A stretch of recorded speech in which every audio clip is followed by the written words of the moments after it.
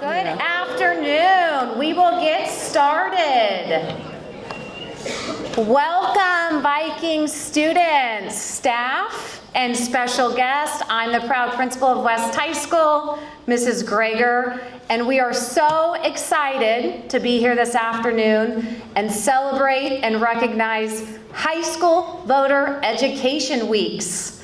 This is an incredibly exciting afternoon as we have the California Secretary of State, Dr. Shirley Weber, here at West High School.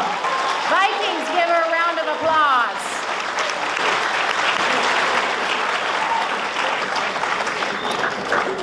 I want to take a moment and recognize some very special guests on campus today. They're sitting in the front row, and when I introduce you, please stand and wave so our outstanding Viking students can get to know each of you. Please help me welcome Bakersfield's Mayor, Mayor Karen Goh.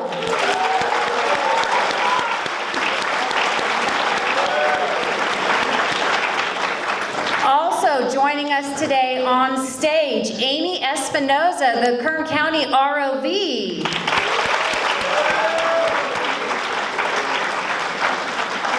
We are so pleased to have one of our Kern High School District Board of Trustees here. Trustee David Manriquez, please stand. From Dr. Weber's office, I'd also like to introduce staff Denise Green and Janelle Jackson, who've been with us all day. Thank you for being here. Please also welcome Jessica Jansen, District Director from Vince Vong's office. Vivian Cowell, please, District Director from Senator Shannon Grove's office. And Marisol Moreno, District Representative from Melissa Hurtado's office. Thank you for being here. And I want to give an extra special shout out to Johnita Clemens. Johnita, if you can stand and wave, who helped organize this. And Vikings, she is the mother to our very own awesome campus supervisor, Jasmine Dossie, back there, who helped set this up. Please give Jasmine a wave.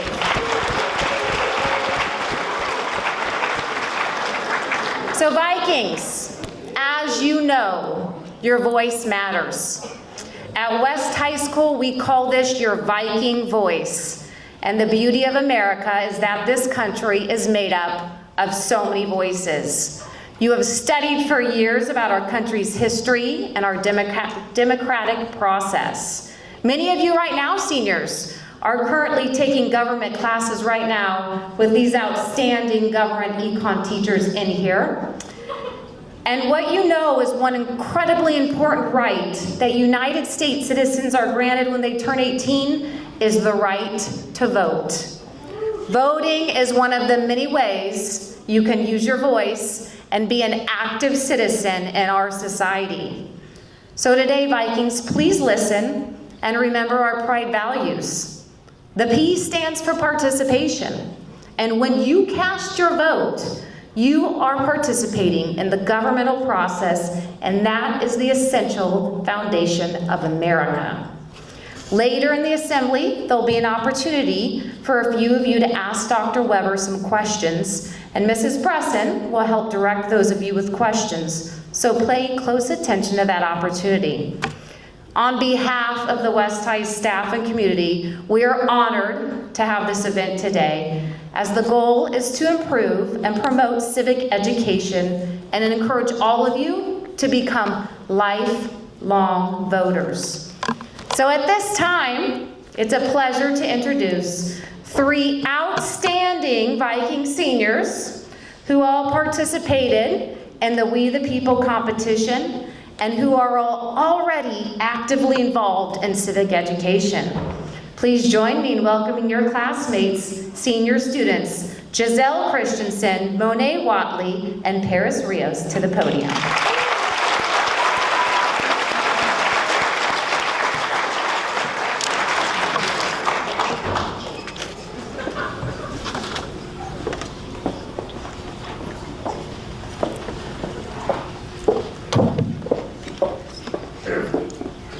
afternoon, students, staff, and honored guests. We are pleased to be part of the statewide voter education drive. Civic engagement and Viking pride are an important part of the culture at West High School. Pride embodies the values of participation, responsibility, integrity, determination, and empathy. Pride may come in the form of voting for school leaders, keeping our campus clean, remaining academically honest, aiming to graduate, or caring for the people around us. Pride is meant to instill a sense of belonging in our identity as West High students and display our unity by collaborating to better the school. Students engage in first-hand government participation through ASB. Students are elected by their classmates and then vote on their behalf to improve campus life. The annual ASB blood drive this year collected 31 blood units. ASB students participate in council meetings with other schools to discuss ways to increase school spirit and engagement. Similarly, a few students from our school were lucky enough to be selected to shadow a City Hall member during Teen City Government Day. This experience allowed us the opportunity to not only learn about aspects of our local government in depth, but also understand its importance and how much it provides to our community.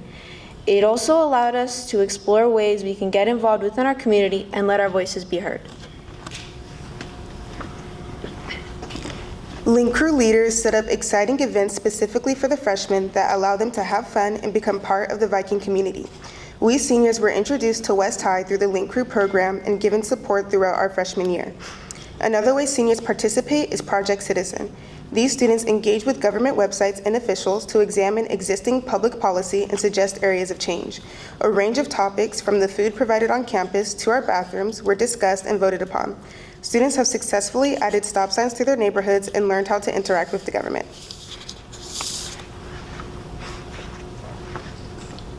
Other seniors, like us, were in the We the People class. This program allowed us to enhance our understanding of the democratic institutions that form our national government by allowing for a different approach to learning.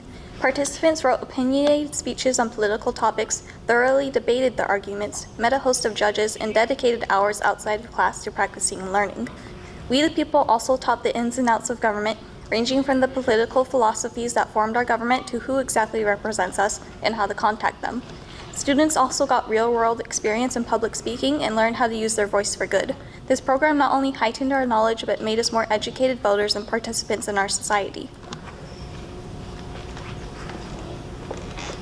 For the last couple of elections, West High has been used as a voting poll location. This engagement has a positive impact on our local community. We are proud to contribute our help to ensure that every voice is heard and counted. West High School also encourages students to volunteer and vote when they are eligible.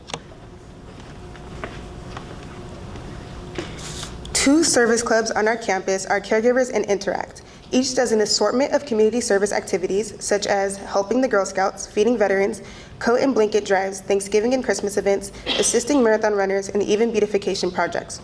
Recently, Caregivers partnered up with the Interact Club to participate in the Great American Cleanup. Around 80 West High students participated in the event last weekend. We are excited to say we won the Mayor's Trophy for the most student volunteers and to be able to give back to our community. At this time, we would like to show a video called Our Time Is Now. We are constantly told that we are the future, that our generations will make a difference. We are told that our time will come, that we are the leaders of tomorrow. Well, we shouldn't have to wait to make a difference. Our time is now. Our time is now. Our time is now. Hi, I'm California Secretary of State, Dr. Shirley Weber, and your time is now. Sure, we may not be old enough to vote, but we can contribute in other ways. And for those of us who are 16 or 17, we can actually pre-register to vote. Pre-register to vote. Pre-register to vote. In California. Pre-register at 16 or 17. And vote when you turn 18. Because we don't have to wait to get informed. We don't have to wait to have our voices heard. We can volunteer to be co-workers. We can contribute to our communities. We can make change. Our time is now. Our time is now. Our time is now. Pre-register at 16 or 17. And vote at 18. And if you're 18, there's no excuse. Visit registertovote.ca.gov to pre-register or register to vote. Your time is now.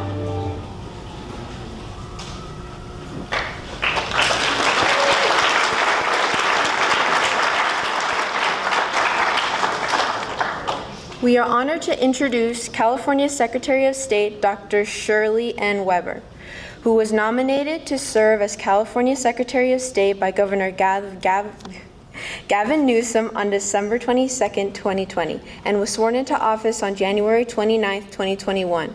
She is California's first Black Secretary of State and only the 5th African American to serve as a state constitutional officer in California's 170-year history.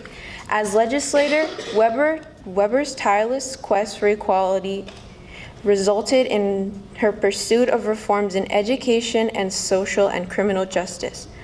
Her equity-oriented legislation included school finance accountability, ethnic studies, quality instruction, election reforms, voting rights, affirmation action, law enforcement use of force restrictions, reparations, the CalGangs database, inclusive jury selection, resources for exonerates, restorative justice, and racial profiling, among others. Please help me to welcome California's Secretary of State, Dr. Shirley Nash Weber.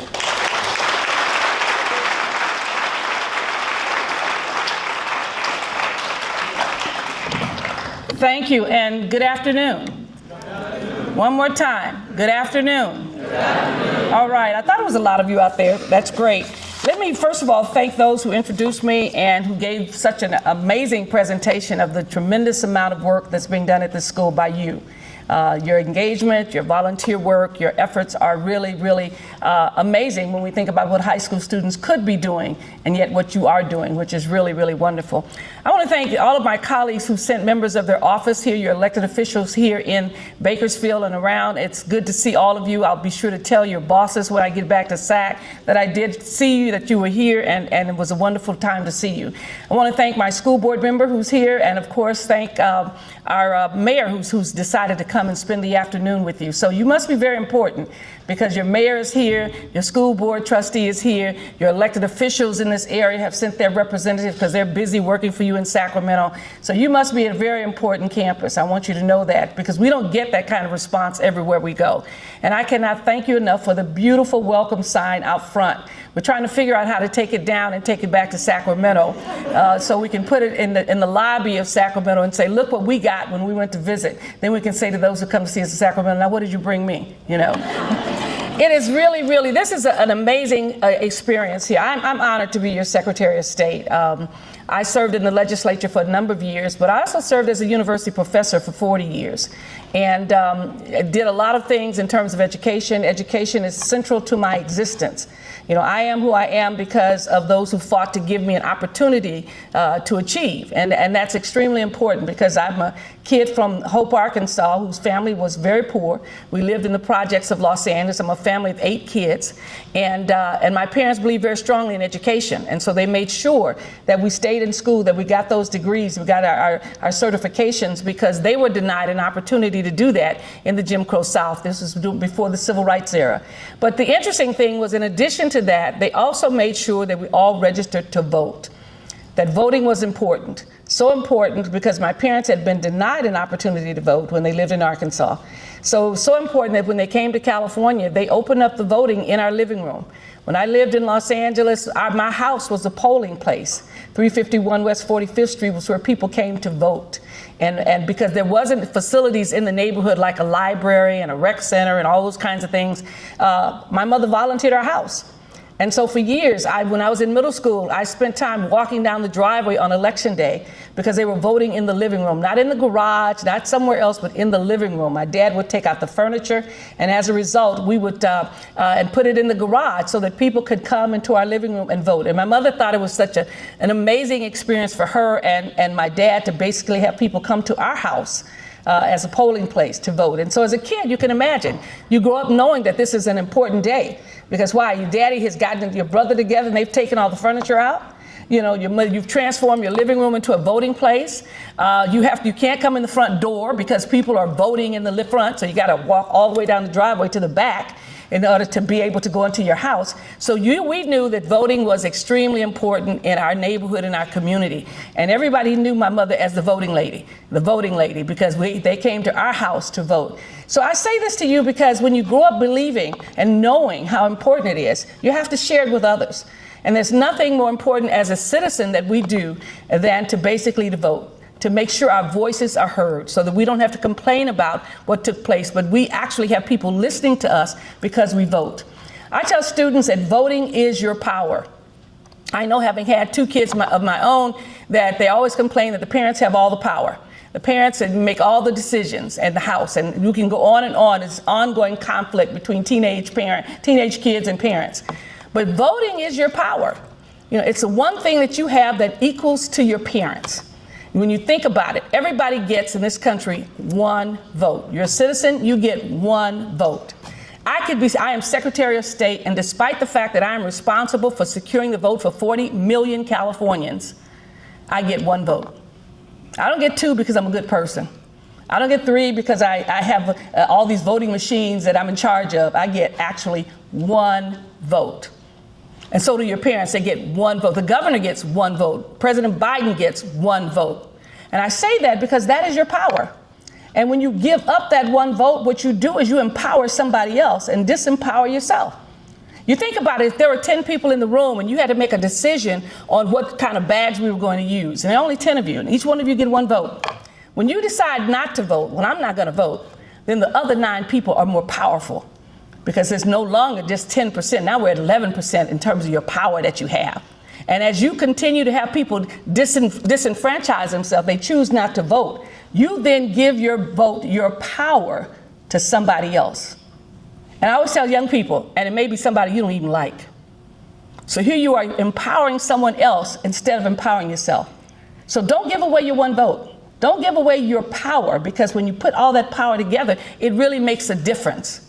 And so I think in those terms, and when I tell young people, they go, oh, wow, I never thought about that. Yes, you are empowering another group of people to make decisions about your life, your future, how much you're going to pay to go to college, how much you're going to get for loans and grants. All those things are decisions that are made by your elected officials. And so you think about it. If you're the power base and you're the power because you have 1 vote, all of you, the things that happen for young people, things that happen for students, and kinds of friendly activities that we would be engaged in would be more beneficial to you. Because why? Because you can and you do vote. So it's extremely important. Sometimes folks are impressed when we do bills in Sacramento that all of a sudden they look up and there's, like last year, there was like 300 kids who were there to talk about funding, some more funding for kids who were without. And it was interesting, they were wrapped around the building. And these kids were coming in, elementary school children, saying, we need more money. And they got more money. So as your power, your voice is there. And these were kids who didn't even vote, but their parents could vote. And they sent their kids there to express themselves. So I cannot say enough good things about the power of voting. It is your voice. It is your power. When you feel like you're not making a difference, get engaged. You will discover very quickly that you, and bringing some more friends and some others into an elected official's office and expressing yourself is powerful. And so we then pre-register you. California pre-registers you because we want you to get ready for an election. We want you to get ready so when you turn 18, you don't have to say, oh, wow, I forgot to register to vote.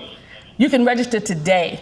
We'll track you. We'll keep in touch with you. And when your time comes, like the movie said, your time is now. We will say to you, you know what? In March of next year, it's going to be the primary for the presidential election. Most of you, if you register today, will be eligible to participate in the primary. You'll choose who's going to be either the Democratic or the Republican nominee. You'll be a part of that. Come November of 2024, you're going to basically be one of those persons who will be basically marking the ballot, determining who will run the most powerful nation in the world. Do not give up your voice. Do not give up your power. So at this time, I would like to, we're going to open it up to questions that some of you may have concerning elections. I'm here to answer any questions that you may have concerning this opportunity that you have today to vote. But I'm so proud to be here with you. You've been very welcoming and exciting for us to be here with my staff. So at this time, we'll open it up for any questions that you may have concerning voting. I'm not sure if one of you are monitoring it. Over there, okay. We have a microphone, okay. Where's the microphone? Here it is. Okay, here's one here and there's one over there. Okay, any questions? Anyone want to come and ask a question? I know this is not the bashful crowd. Do you want to stand and ask the question and you don't want to walk up front? Anyone have any questions? I have a question. What advice would you give to students? Voting can be overwhelming. And sometimes when you look at the ballot, there's so many options. What advice would you give to our young people about how to navigate all the different choices? Great. She said, you know, the ballot can be overwhelming, and this probably upcoming election, the ballot will be overwhelming. It'll look like that. There'll be lots of folks to vote for, because not only will you be voting for the president and statewide officers and your assembly members and your senators, but you'll also be voting for your city council and your water boards and your this and your that. And it's all these things that are there that are available for you to vote. First of all, you don't have to vote on everything. I want to make sure you understand that. Sometimes you look down and you say, well, I don't really have a preference for that, and I've read the stuff, and I really don't care who's on the water board or something of that nature. You don't have to vote on everything. Okay, you vote on what you want to vote on, and then you turn in your ballot. So that'll be number one. The ballots will be, first of all, they'll be mailed to you at your home. You'll get them far enough in advance so that you can then read the material that's there. We will send you an information guide that basically discusses what everything on the ballot has, whether it's who's pro, who's con. You can look to see if your elected official or your mayor is endorsing this or that, but you have an opportunity to read the material and to decide whether or not who you want. It's a vote by mail, which means you can do it at home and turn it in. You can mail it in, you can bring it to a vote center, or you can basically come in the day of the election and vote. So you have many options, and you'll have 11 days in most counties to actually vote. So it's not that something that like used to be the one day and one moment and that was it. You can actually get some advice from others. Check out who's voting on what. Read a lot of material that's there. But more importantly, read the material. If you don't understand it, try to find someone who can help you at your registrar voter, who can help you navigate it and all the pros and cons of the material that will come. You'll get a flood of material at your house. You know, don't take all of it as gospel, but read it, see who's voting, who's saying things, who's in favor of it. Every piece should tell you how much it's going to cost you if you vote for this versus vote for that. So there's a lot of information. Sometimes people ignore the information. It will not only be mailed to you, but it'll also be on my website. At the election section on my website has all of the material, all of the information that you have on the guides that will give you some information that's there. And oftentimes there are phone numbers attached if you want more information concerning it. There'll be lots of information on television. Pay attention to it. Pay attention to those kinds of things that are there. But most importantly, look and see what you want to vote for. Call people, interview them, go see them. Most elected officials are happy when someone comes to a forum because so few people show up. And so when you show up, you'll probably be the star at the forum. Someone will want to know, how did you get here? How did you find out we were having a forum? But it'll be important for you to try to get as much information as you can and contact your registrar of voters and others. We try to make voting very simple. There are a lot of videos that'll be on my website concerning how to vote, how to use your ballot, how to turn it in. But even if all of that fails, you go to the registrar of voters, they can tell you how to use your ballot. If you go the day of the election and go to a vote center, they can show you, there's somebody who can help you figure out how to use the ballot and to vote. It is extremely important that you vote, Let me tell you something about a 5 out of 5 voter. Who knows what a 5 out of 5 voter is? Who knows what a 5 out of 5 is? The mayor does, because she's been working on those folks. Who knows what a 5 out of 5 is? I didn't know what it was till I ran for the school board, and I was campaigning. And people only wanted to talk to 5 out of 5s. And I thought, that's interesting. What is a 5 out of 5? It says that in the last 5 elections, which could be your major election, your primary, maybe an off-year election, but or a special election, in the last 5 elections, you voted in every election. When you are a 5 out of 5, you are an extremely important person to every elected official in California. When you're 1 out of 5, you're like, I don't know. Because 1 out of 5 says, well, you know, if they woke up and their girlfriend or husband said, I don't like you no more, they're not going to go vote. If they wake up and discover that their favorite Cheerios are not in the box, they're not going to vote. Any little thing will set them off and they won't vote. But a 5 out of 5, if it is storming outside, a 5 out of 5 is going to vote. If they're flying in from another place and they've got an hour to get to the polls, they're going to get to the polls. And I've been on planes like that where people were running to get to the polls before we start doing vote by mail. 5 out of 5 says that you will vote. And that means if you will vote, you have the potential to elect individuals to office and to select policies that we want. You are extremely important. Everybody's gonna call your house. They're gonna send you material. If they only have a few dollars, you're gonna get that material. They're not gonna waste that material out of 1 out of 5. I can tell you that. You're probably not gonna get anything in your mailbox because they know that they can't guarantee you a vote. So think about it. When you have a 5 out of 5, you are an extremely important Californian. Extremely important. Your elected officials will listen to you. They will take your advice.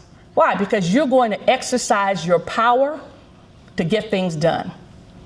Always strive to be a 5 out of 5. Even if you only go to the polls and vote for one person on the ballot, it doesn't record how many people you voted for.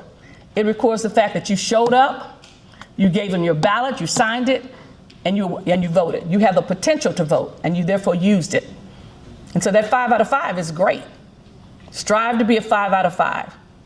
And you'll realize that everybody will want you on their team because they know you will show up. You can imagine if you're a coach and you have a player who shows up occasionally. You're not going to spend a whole lot of time training that person because they may not even come to the game. There's a coach in the front row, okay? But if you got a person who kind of plays and they're pretty good, got some potential, they may not be the star, they can't hit a three-pointer, but they're going to come to the game. You're not going to forfeit the game because you don't have enough people. They are going to work with that person because that person is committed and dedicated, and they know when the game starts, they will be there. Strive to be that 5 out of 5. It's extremely important. Any other questions? Yes. What happens when you go to college? How would you vote then? The number of things. One, depends on where you go to college. You probably will still get your vote by mail ballot at home. It'll come to your house. We've been working with colleges that are working with young people up and down California. All of our community colleges and CSUs and UCs, as well as our private institutions, are involved in this whole vote project. And so they will, your campuses will have information about voting. If you go to a UC campus, we have a voting box on every campus of the University of California, a voting box. So you can put your ballot in there. You will still get your ballot unless you change your address. If your parents are still there and you want to keep your address there, you can continue to get your ballot there. My kids have gone off to school across the nation and they've still voted in California because they were registered in California and they changed a lot of schools. And so their ballots came home and I sent them to them and they voted. So you can still vote if you go off to college. Make sure you change your address if you're no longer at the same address. But it's really easy to do because everything now is online. And if you go to school in California, you can probably, when you register for classes, there'll be something about voting on that registration. And you can then click it and register again, or you can change your address or whatever you want to do, or change your party, whatever it may be. We make it very easy in California for you to vote. And so you can still vote. If you go across country and you want your ballot sent that direction, you can also have that done as well. So there's no reason to go anywhere that you can't vote. Okay? Anyone else? Yes. Do you guys have electronic voting? No, we don't have electronic voting. You mean like vote by mail on your phone and stuff like that? No, we don't have that. And we're moving in that, people are wanting us to move in that direction. And there's much discussion about it. But as you probably know, and your friends, the internet is really one of the most unsafe and insecure places around. I was at a business forum the other day, and someone asked a question, and one of the guys was from Cox Cable, and I said to him, well, when he can guarantee that my internet won't get hacked as it does so often, then we'll talk about it. And he kind of laughed and went on because he realized that that's one of the most difficult things for us to do, is to basically secure that. We have vote by mail that anyone can use, but we don't have the internet voting yet. Okay? But you're going to be so smart, you're going to figure it out for us. Okay? I'm going to look forward to it. That's right. We look forward to it. We know it will eventually come. We're just not there yet. Okay? Any other question? Yes. You simply call the registrar voter. She's here. And you can register to vote. And you can register to volunteer. You can volunteer at the polls. The good thing is that we pay you for working at the polls. Isn't that a great volunteer activity? I forgot how much we pay, but $160 for the day. Who said an hour? You must think you're an anesthesiologist or something. But hey, it's better than Burger King and McDonald's, okay? For the day, so you get a chance to work the polls, do your civic engagement requirements on your campuses, and you make $160. And I think you may get a little bit more if you're bilingual. I'm trying to remember. Some places give, not in Kern County, some counties give a little bit more if you're bilingual. But you make $160 for working in the polls. And you get out of school that day, because your schools generally let you out to go work the polls. And you get a chance to satisfy your civic engagement requirement. So it's kind of a cool deal. Very few volunteer things give you money. You know that, huh? Okay. So if you would like to, your registrar vote is here.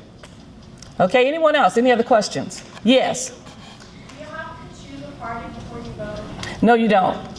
You don't have to choose a party. And you can change your party anytime you choose to.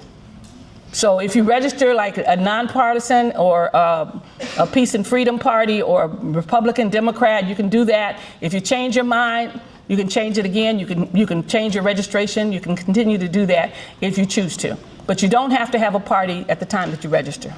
Okay? You can be nonpartisan or decline to state. Anyone else? Did I see your hand up? Yes. Okay. So is there like a deadline for voting? I can't hear you. Is there a deadline for voting? Is there a deadline for voting? Yes, the day of elections. No, seriously. Some people want to turn it in after the election, so forth and so on. If you have to turn it, you have to vote by 8 o'clock that night. If you're in line and it's 8 o'clock, they will let everyone in line vote. Okay, so you have to that time to do it, and then if you mail it in, I forgot how many days you have. A certain amount of days that where the ballot still counts. If it's 7 days will still be counting it, but it has to be postmarked by the day of the election. So there has to be a deadline. Otherwise, we'd have people wanting to bring in ballots way after the fact. Okay, so keep in mind though, you're going to get this ballot about 20 or 30 days before the election, and you'll have 11 days in which you can turn it in. And then you can still bring it in the day of the election, and you can drop it in the box or whatever the day of the election. You have until 8 o'clock at night to do that. Okay? So it's a lot of opportunity. Our theme is that we have more days and more ways for people to vote, and we do. Okay? Other questions? Yes? Would the process be any different for first-generation voters? Will the process be different for first-generation voters? No. It'll be the same process. But if you don't understand it, we can help you understand. We always have people who can answer questions at our registrar voter office or even at our office. And there's lots of information on the website. But there's nothing that happens different for you than anyone else, okay? Once you're registered. Yes? For the civic engagement that the students might want to get involved in, could they also use that as community service on their college applications? They can use it as community service, yes. Whether or not the campuses count is up to the different campuses. But many of your high schools who have community service as a requirement, they count working in the registrar voter's office. Mm-hmm. Any other questions? Yes? Is there any main things that you need before voting, before like signing up and everything? Or like is there any specific like things that you need for it? They have a list of things that you need to have in order to register to vote, but those things can be also brought in later. So if you just want to register to vote today and you didn't bring some identification or this or that, you can still register to vote today. And they will contact you and say, okay, verify we need this piece of information that you may already have or that your school may have. But you can register today. Okay? Anyone else? Yes. What if post-primaries, but before the November election, you move your address to a different district, state? If you move to a different state and you plan to be at that different state, if you register in that other state, you have to vote. You have to vote with that state. You can't vote twice in the nation. That's number one. So that is that. But if you move in the process, say you're living in an apartment here and you move the day of the election or 2 days before, you can always you're going to get a ballot that's going to come to that address. You can still turn that ballot in, and then you can change the address later on. But you can still turn it in. And if you have a vote center, some areas have vote centers and VoteCal, which means they can go into that center, and that center will find their address in that county for them to vote. If you lose your ballot, you can also go to the registrar of voters and get another ballot. Okay, we're not going to penalize you because you left it somewhere or did this or that. We're going to basically give you another ballot. We'll invalidate the one that you got because all of the ballots have numbers on them. So we will invalidate that in the ballot so you won't be voting twice and give you another one. Okay? We want you to believe that there's no obstacle to voting. If you want to vote, you'll find where there's a will, there's a way. And you will get it done. Okay? Any other questions?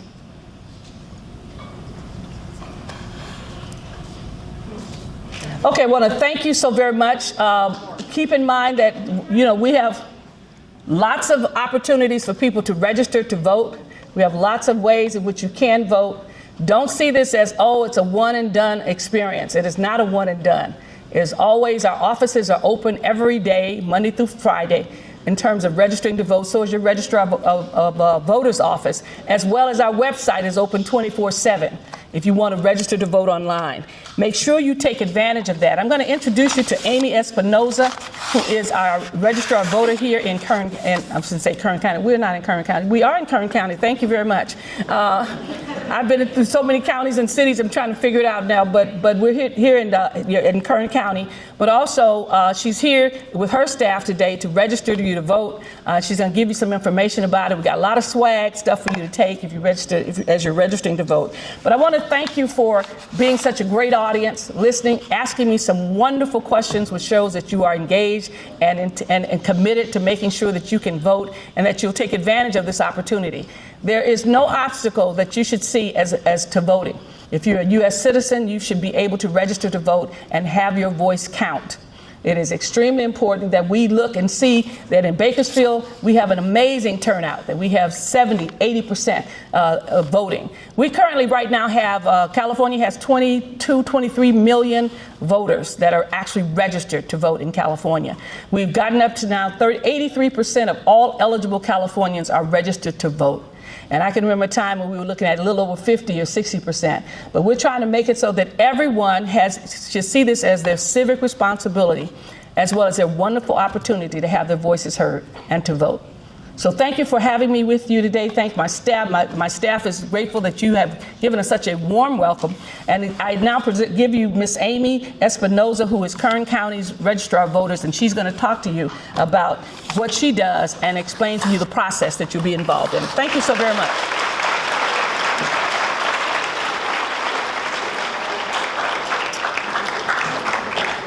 Good afternoon. The secretary gave us a lot of great information, and she actually covered everything I was going to talk about, so thank you all for coming. Just kidding. Although she really did cover pretty much everything I was going to talk about. So I wanted to just kind of share with all of you, are any of you 18 yet? Has anyone voted? Did anyone vote? Okay. Well, when I was in high school, I just knew I could register when I was 18 years old, and so I did. Both my parents always voted. We got all of the informational material that the secretary spoke of in the mailbox. My parents were from different parties, so we got like a lot of stuff at our house. But I never really thought much about the voting process. I really never thought about how the votes were counted. I went to a church down the street from my house, and I'd walk in and there were some really nice ladies there who would have me sign a book, and they'd give me a ballot and I'd vote it, I'd drop it in the box, I'd walk out. I never thought about what happened to that ballot. I didn't think about where did that ballot come from or who coordinated all these people to be at the office or at the church. So when I started my career with the county back in 2006, the office that I worked for was the auditor controller, and working in elections was one of our other duties as assigned. And I just worked election days, but just working that one day and seeing all of the coordination that went into that one day, all of the materials, all of the training, all of the people, it really kind of blew my mind. And I thought, wow, elections is a lot more than just one person going in and dropping off their ballot. Well, fast forward to about 4 years ago when I started back in the auditor's office as the assistant auditor, controller, registrar of voters, and I got to see more of behind the scenes. Well, it wasn't just the one day. As the secretary mentioned, our next election is March 2024 for the presidential primary, and we're going to start working on that in like August or September of this year. So in a few months, that's when our election season starts. And it takes so much. One of the things that someone asked was to be a student poll worker. We need student poll workers. I always tell people it really is volunteering, because even though it's $160 for the day, that comes out to probably about 10 hours or $10 an hour. It's a long day. Starts at 6 o'clock in the morning and usually goes until about 9 o'clock at night. And so it really is volunteering. But there's so much, it's so great to see all of the people coming in to vote, how happy people are and grateful they are that the poll workers are there working.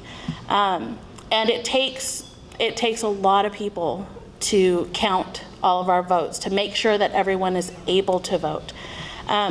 Moving on to registration, we do have some registration cards today. You can also go on kernvote.com, which we do have a link there that takes you to the Secretary of State's website. So and you can fill out your application, your registration form electronically. And as the Secretary mentioned, there really is no reason or excuse why someone cannot vote. Everyone is mailed a ballot. If you don't register in time, we have what's called conditional voter registration, which means that if you pass the 15-day window before the election to register, you can come in election day and say, I didn't get to register, but I still want to vote. We have an envelope that you fill out. It takes a little bit of time, but it's basically a registration form, and you drop your ballot in there. It comes back to my office. Staff review it, and if you are eligible to vote and they have all the information they need, your vote moves on and is counted. So there really is absolutely no reason. Also, if you are out of state, as the Secretary mentioned, we have a lot of people who go out of state or out of town for college. We even have people who join the military, but their home address is here. We make sure that they all have the opportunity to vote. So if there's ever any questions, you can always call my office, the Kern County Registrar of Voters Office or the Kern County Elections Office. We also have email, again, on our website, kernvote.com. And I think with that, if anyone wants to start filling out registration forms, if you're interested, we do have them. I think we have some people who are going to start handing out forms. Again, you can register today. You can wait. You can register online. But I do encourage you to register, because every vote does count. I don't know how many of you watch the news or hear it in the background if your parents or someone else is watching it, but this last election we actually had a recount here in Kern County. Over 4 counties actually, but the margin of the winning party was like 15 votes, I think. So it came down to 15 people essentially who would have made a difference.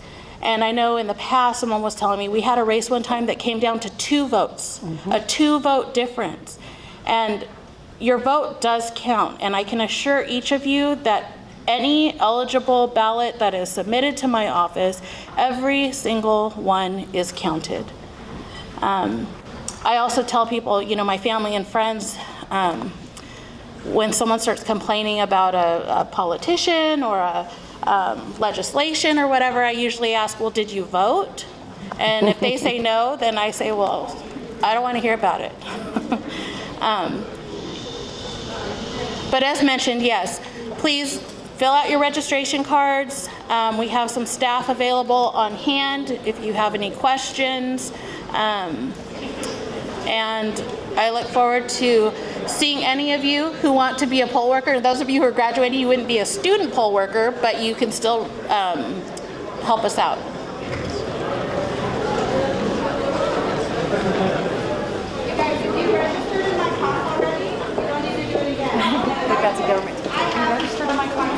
Okay, that's good.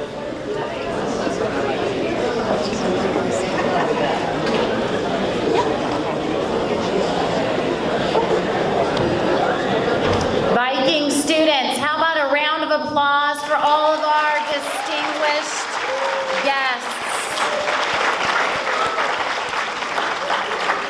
How lucky we are to have all of these people at West High today. Thank you for showing them that West is best.